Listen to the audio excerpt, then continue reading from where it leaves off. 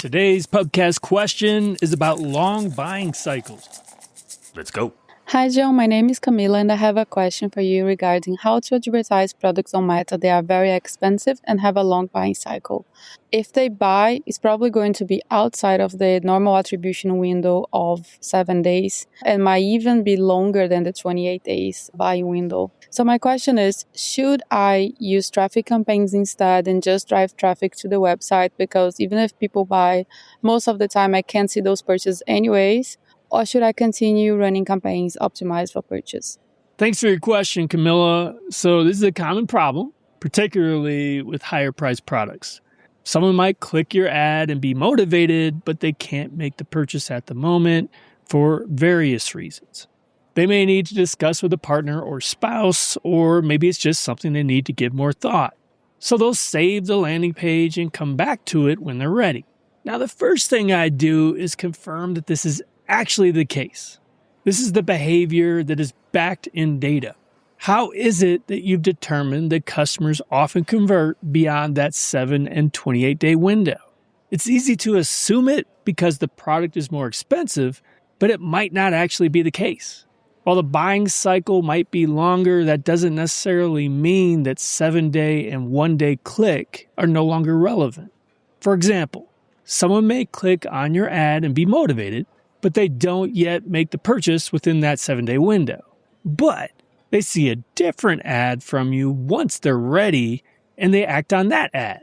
Even though your product is more expensive and the time from the initial click to the conversion is longer, it can still fall within a 7-day window. It's just going to be a new 7-day window.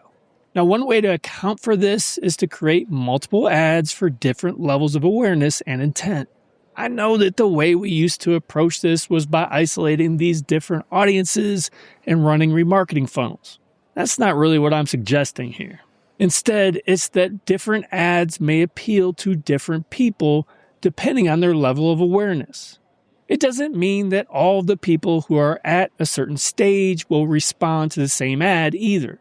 The point is to have more options that give them reasons to click and consider that purchase again. Maybe offer a discount if you can.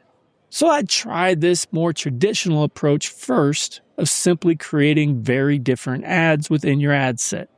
Now, you might also be suggesting a completely different issue here without coming out and saying it. The volume of conversions will be lower because you're promoting a more expensive product.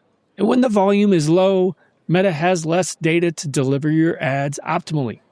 So if you aren't getting the volume and your costs aren't acceptable, it's reasonable to consider the alternatives. Depending on the product, lead generation could be an option. So then the focus falls on the sales team and email automations to convert those new leads into customers. The main thing is I'd remain dedicated to a conversion of some kind and get creative with the ads. Hope this helps, and thanks for your question, Camilla. You want your question to be answered on a future episode? Send it my way.